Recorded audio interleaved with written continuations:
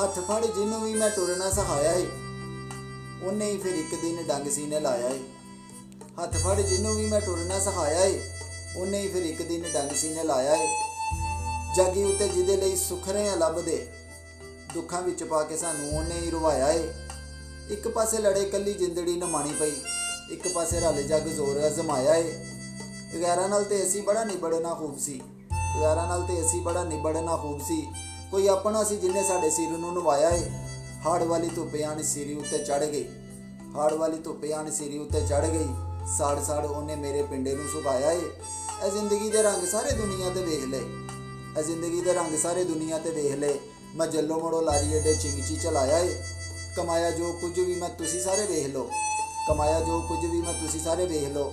नहीं जानता कोई जो कुछ इत्थे मैं गवाया है। ए तनी हुई धौन फिर झुकती ही गई है, ए तनी हुई धौन फिर झुकती ही गई है।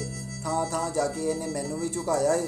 वेख वेख जेड़ा सानू लबटां सी वंडदा, वेख वेख जेड़ा सानू लबटां थी वंडदा, ਉਹ निमी निमी भाषा का फुल घुम लाया है।